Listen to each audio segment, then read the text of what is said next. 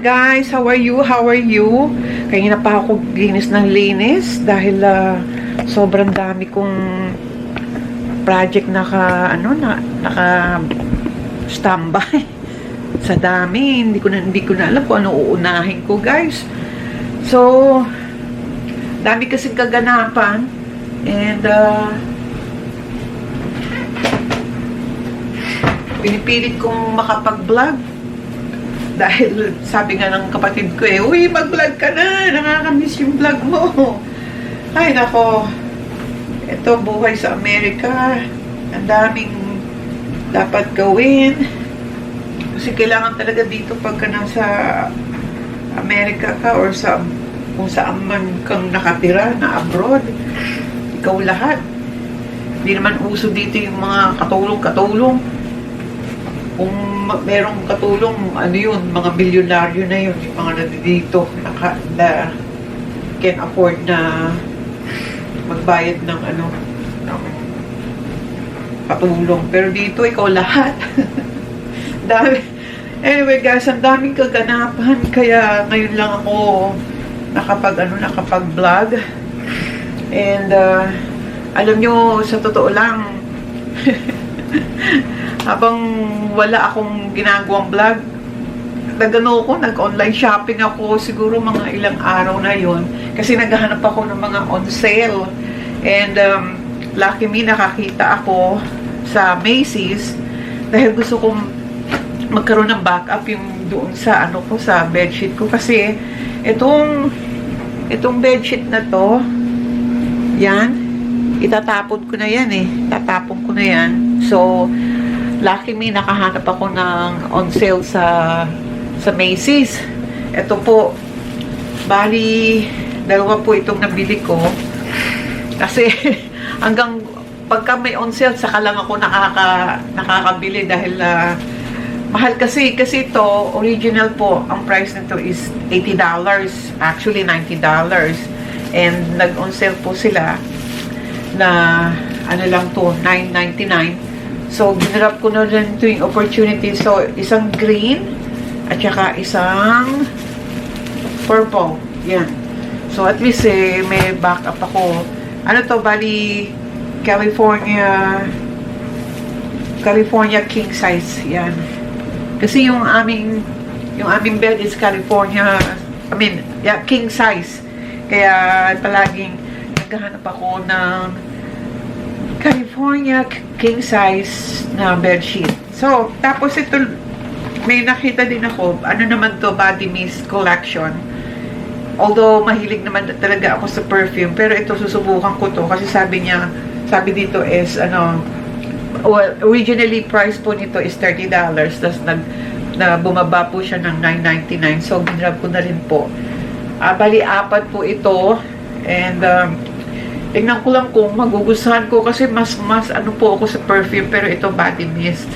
So, subukan ko lang siya. Pero at least mura, $9. Tapos ito pong lipstick na gamit ko. Guys, sa totoo lang, yung, Maybelline. Yung Maybelline, ang mahal niya $9.99 ang isa. Ito po yung nabili ko sa Walmart. Siya, bari set po siya. Lang siya $9.99. Ito. Alam naman niyo po, pagkamura, sige lang. Ayan Papakita ko po sa inyo.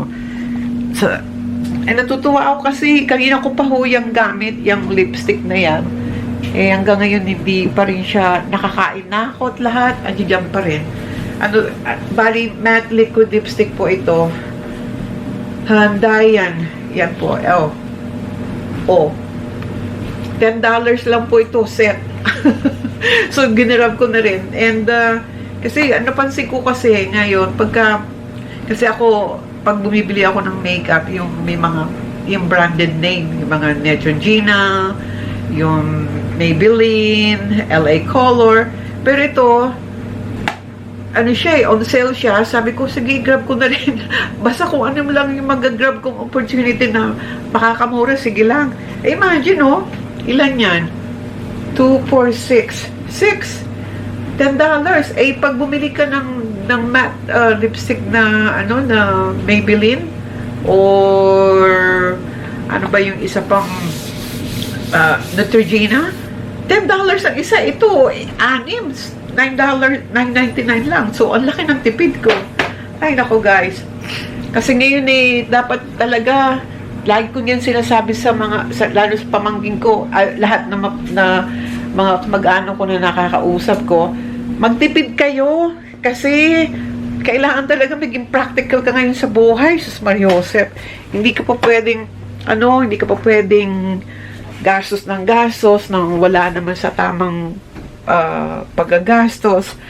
Alam nyo guys, di ba lagi ako nagsasabi sa inyo na ang pinakamaruming kwarto dito sa bahay ko is yung kwarto ni Andy. Surprisingly, kagabi, nung sinabi niya sa akin, o sige, I give up. He give up na nalinisin niya yung kanyang kwarto kasi hindi nga niya ma-take dahil ako hindi ko ma-take dahil ang gulo-gulo, ang dami-daming kalat and all that. Guess what? Nung sinabi niya sa akin kagabi na, o sige, it's your own turn to clean my room. So, ito pa lang, so far, ito pa lang po ang nalilinis ko.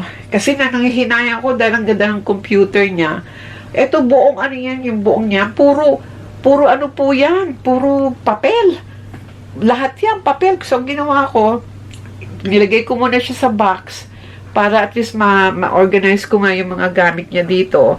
Tapos yan, pinagtatatapon ko. Ito, gusto niya daw, i-keep daw to. Kasi mahilig po si Andy sa mga gardening ay mga seeds po ito. So, nilagay ko dyan. Tapos, ito yung mga empty medicine niya. Gusto daw niya kolektahin para daw gamitin sa seeds niya. O, nilagay ko dyan. Tapos, yung likod na yan, sangkatutak na puro, hindi ko malaman kung anong meron, pero pinagtaratapon ko. So, ang pinili ko lang, yung dapat lang na ilagay, ayan, mga sapatos niya. Tapos, ito yung sa shop niya yan. So, the rest, ayan na. So far, yan pa lang po yung aking nililinis dito sa kwarto niya. Dahil ewan ko ba, mahilig kasi si Andy magko-collect ng mga gamit na hindi ko maintindihan kung bakit meron siyang ganun. Kasi ako malinis ako na tao, ayoko nang makalat na naguguluhan ako pagka maraming kalat sa bahay or saan mang kwarto naguguluhan ako, gusto ko maayos. So yan, so far kay Andy po ito sa kwarto po to ni Andy, and finally nasabi niyo, sige linisin mo na yung aking room, pinapaubaya ko na sa'yo. So ngayon, so far, yan pa lang po ang nalilinis ko, and pinataratanggal ko lahat talaga yung mga gamit niya dito, na dapat lang is kung ano lang yung matitira. O at least nakikita ko na yung computer niya, sus Mariosep. So, bali, marami po akong project dito sa kwarto ni Andy, lalo na po yung pagpe-paint, dahil gusto ko po talaga yung malinis tignan lahat, gusto ko maayos and all that. Ay nako, alam nyo guys, marami talagang kaganapan nangyari sa mga dumaan na panahon or dumaan na mga buwan. Ang dami, kaya hindi ako makapag-vlog, ang dami kong iniisip and all that. Isa sa mga iniisip ko, buti na lang naayos na Andy, itong dryer namin, yan, may pintuan. Kasi for siguro mga 5 araw na akong hindi natutuwa kasi kada meron akong gagamitin sa dryer, hindi siya natutuyo kaagad. Hindi siya yung, siguro maririnig niyo yung dryer ko ngayon dahil ngayon ko lang talaga nagamit ng madalian. Dati yan, ayan at least, dati ito, hindi ko to ma-feel yung init. No? Ngayon, meron na kasi naayos nga po ni Andy itong dryer. Dahil, guys, pag bumili ka po ng dryer, yan, another $500 na naman po. Nangihinayang ako kasi, buti na lang, marunong si Andy sa mga home improvement. And, laking tulong po talaga dahil naayos po niya yung dryer. Kasi ang ginawa ko po, nag-google po ako, naghanap po ako ng Admiral Appliances parts, and meron silang do-it-yourself na nasa YouTube. So, sinave ko po siya para mapanood po namin dalawa ni Andy. And plus, sinasabi ko ano yung parts na dapat mong bilhin. So, sa wakas na ayos nga dahil Mariosep, kasi ayoko kasi yung biglaan, lalo na pagka yung ganun kalaki ang presyong bibiliin mo, parang nawawala ako sa budget. Imagine $500 na bibili ka ng dryer. Ay yung parts lang na nabili ni Andy, bali for 2 parts, yung fuse at saka yung solenoid, lumalabas lang siya, $40 lang, kasama po yung shipping and tax. So imagine, again sa $500, sus Mariosep, laking gastusin po yun. Kaya isa yan sa mga kaganapan na nangyayari sa akin, and talagang nawawalan ako ng gana pagka ganyan yung mga gastusin. Ay nako, umiikot yung aking utak, paano ko iba-budget and all that. Pero sa wakas at naayos nga po ni Andy yung aming dryer. So ayan, eto nga halos matapos ko na rin labahan yung mga dapat kong labahan, kasi pagka nilabahan ko siya, gusto ko dryer kaagad. Hindi naman ako namamalansya dryer talaga. So lahat natuyo lahat yung mga dapat matuyo. Ay naku guys, pasensya na, meron naku yung aking kapitbahay nagmumow ng lawn. Teka muna, Alexa, turn on the lights. Alexa, turn on the lights. Hindi yata ako maintindihan ni Alexa. Alexa, turn on the lights. Ayaw. Alexa, turn on the lights. Ayaw niya talaga.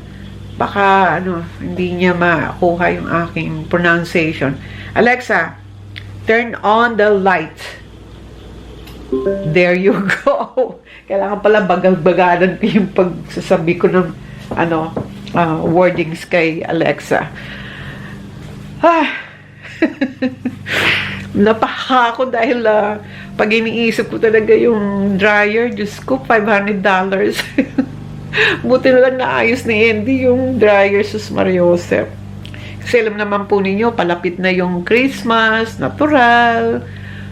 Mag-share at magpapadala naman ako sa Pilipinas. Kaya binabudget ko yung pera ko, Jesus Mariosep. Ay, nako.